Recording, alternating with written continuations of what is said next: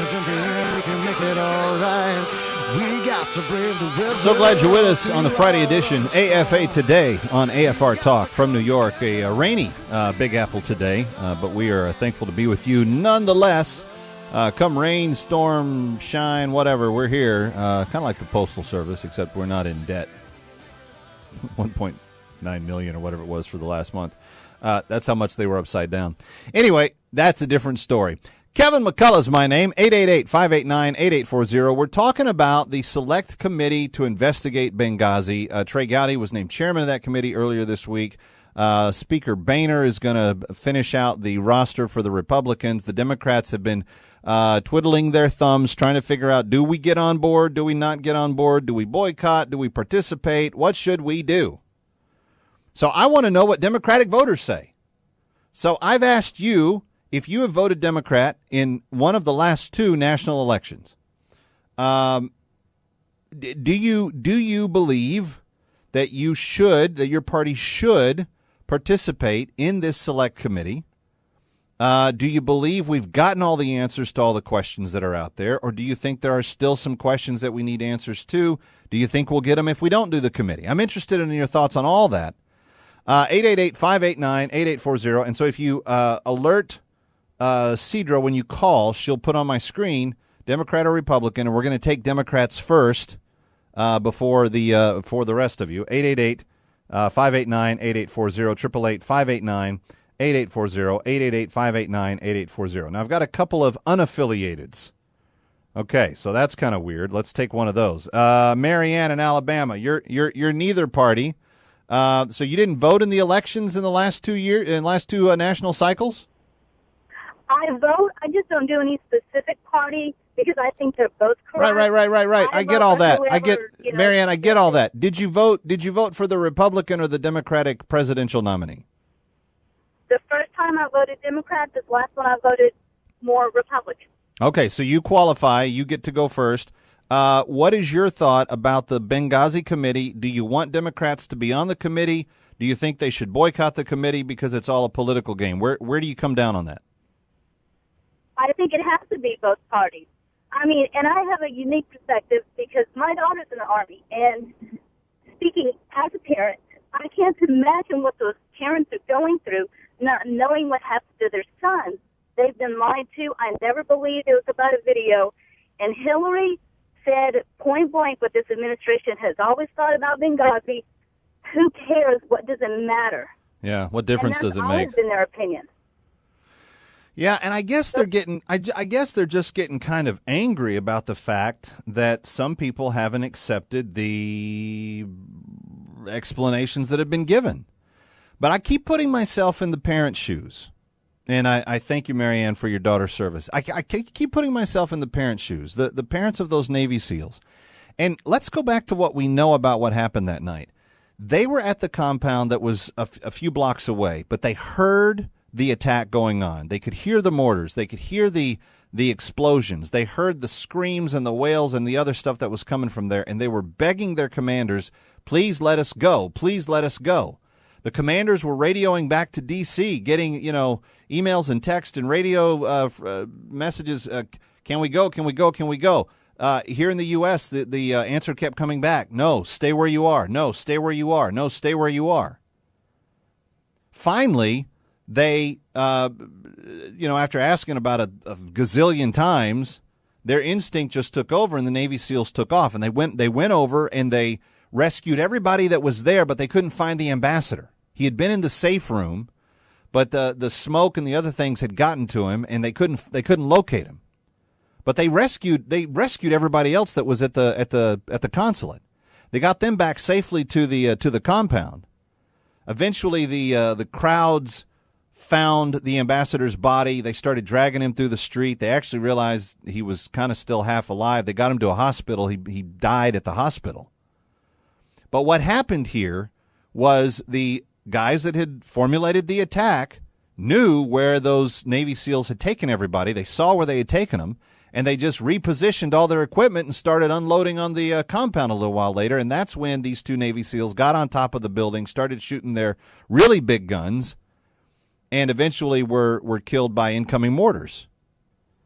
Now, friends, that part we know. The stuff we don't know about is what exactly happened. Did we send the message to troops in the region to buzz the place, to send F-16s, to send F-18s, to send reinforcements? Did we? And if we didn't, what was the rationale as to why? But there was one congressman that has not taken this very well, and his name is Tom Cotton. He's from Arkansas, and he's a former Army personnel himself. Mr. Speaker, a couple of lessons I learned in the Army were you move to the sound of gunfire. And the most important step in the troop leading procedures is to supervise the execution of your orders. When Americans were fighting for their lives in Benghazi, Barack Obama did neither. He sent no quick reaction force, and he didn't even stay in the Situation Room to supervise the execution of his orders. We expect more from lieutenants in the Army than our president gave us that night. For 2 years, he's covered up this failure of leadership by stonewalling. Not anymore. We will now get to the truth. But what do our colleagues on the other side of the aisle say to this? They express great outrage at politicizing this matter. When I was leading troops in Iraq in 2006, men and women who were being shot at and blown up by al-Qaeda, where was the outrage as they fundraised endlessly up the Iraq war? Where was the outrage as they viciously attacked our commanders? Where was the outrage when they said that soldiers were war criminals? Where was the outrage when they said the war was lost? Where was the outrage when they said that only high school dropouts joined the Army? Forgive me if I don't join my Democratic colleagues in sharing in their fake outrage. 4 Americans lost their lives that night in Benghazi. They deserve justice. The American people deserve the truth. One other lesson I learned in the Army is we leave no man behind, and we will not leave these 4 men behind. All right, so that's Congressman from Arkansas. Tom Cotton is his name. He's a former service member, served in Iraq, and you heard the rest of what he had to say there. So my question to you is very simple, particularly if you're a Democratic voter, and I'm defining that not – you don't have to be a card-carrying partisan, hack for them going, you don't have to be that at all. You could have just voted for the Democratic presidential nominee in this last election or the election before, but if you did in one of those 2 elections – I want to know, do you think the Democrats should come to the table, be part of the committee, or do you think it's all a fixed game and that it's just election year politics? Because that's what the party leadership, that's the excuse they're giving as to why they don't think that they need to participate. 888-589-8840. And it's interesting that that I replayed that last bit, and I remembered one other thing I wanted to add. If we find out nothing more in the committee than where the president was that night, I think it would be beneficial. Now, this is something he could have cleared up a long time ago. But we know that he was notified when the attack began. We know that 15 minutes after the attack began, Secretary of Defense Panetta informed him that it was likely al-Qaeda-backed terrorists that had Cairo connections and that this was a planned attack. We know that. We know that communique went about 15 minutes after the attacks began. From the point in time at which the Secretary of Defense then met with the president till, I don't know, well past 11:30, 11:45 that evening, we have no record of what the president was doing, where he was, what happened. And that was like 4:15, 4:30 in the afternoon. I'm pulling all this back from memory, so if I'm fuzzy on some of the times, please forgive me. But this is from memory what I'm remembering specifically. We know that Hillary talked with the number 2 in Benghazi, Mr. Stevens' second. She promised him she would call him back. Now, these are people that work for her. He's her ambassador. She's Secretary of State. He reports to her. The ambassador reports to her. The under-ambassador reports to her. She promises she'll call him back. He's still waiting on that phone call. We know that then Susan Rice was told 5 days later to go to the American media and to tell them a story that was not true. And now we've got emails supporting that.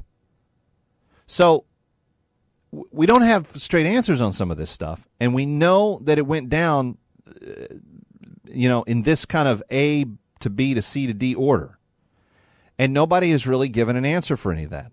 So since the email emerged, the decision was We don't have the real story. We need to figure out what the real story is. We will form the select committee and now move forward with this hearing. The mostly Democratic pundits on television, the Bob Beckles of the world, the Alan Combs of the world, nice men. I don't have anything against them. I argue with them sometimes on Fox. But here's the thing. They get ragingly angry. You see them visibly go, wow, what that was 2 whole years ago. I can't believe you.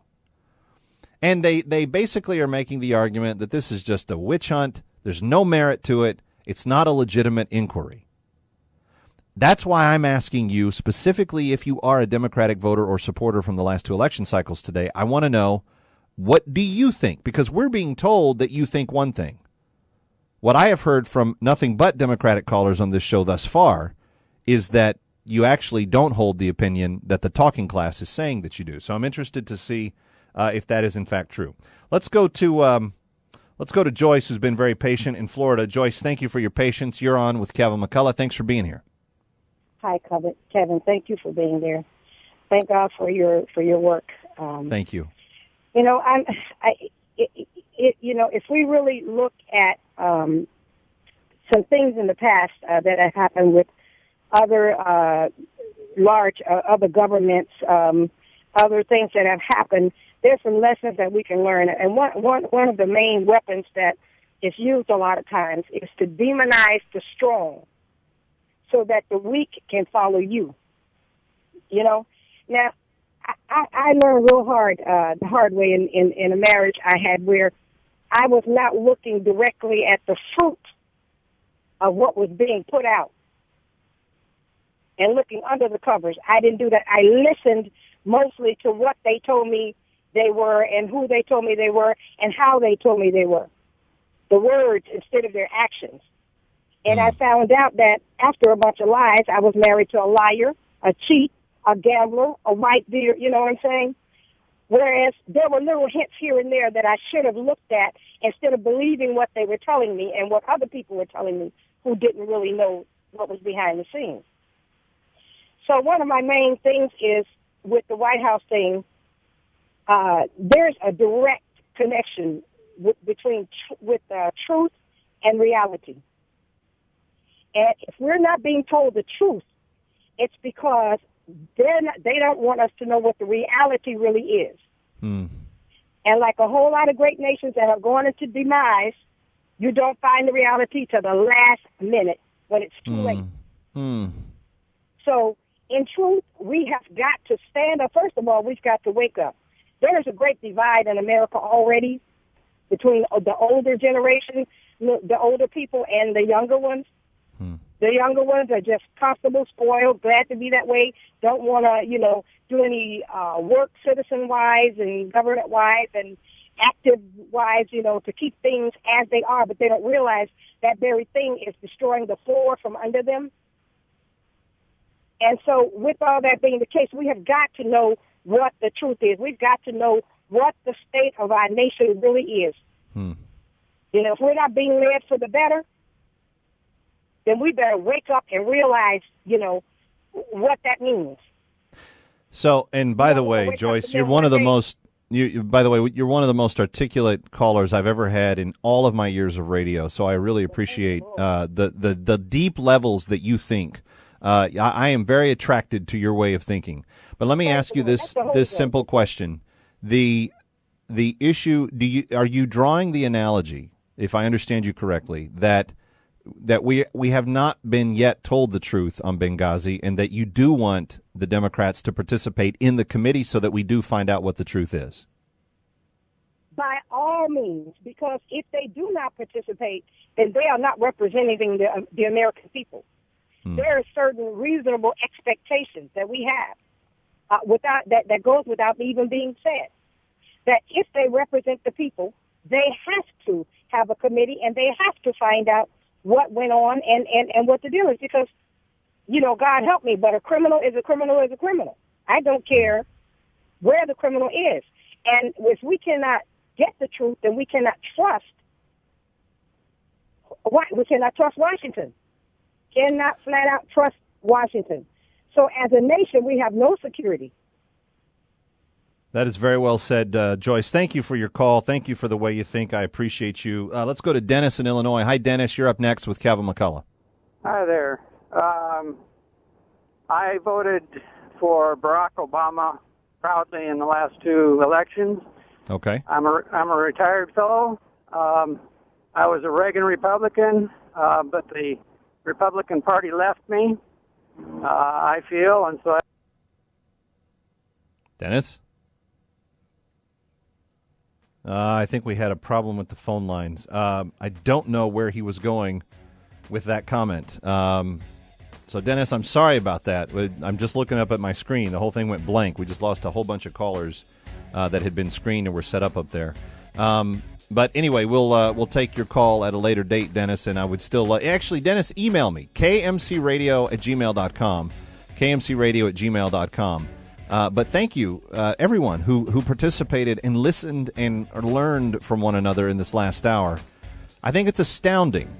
I think it's absolutely astounding that we are being told that the media and the Democratic Party believe that there is no need for their grassroots to worry about their leadership participating in this committee. And I took nothing but registered Democratic callers on this show today, and with the exception of possibly the final one, every one of them said there should be involvement and participation in the committee on Benghazi. I'm Kevin McCullough. I hope that was a wake-up call to you. It sure was to me. Anyway, have a great weekend. Happy Mother's Day to all the moms, and we'll be back with you on Monday. Brian Fisher is next, the Silver Fox on Focal Point. Stay with us on AFR Talk.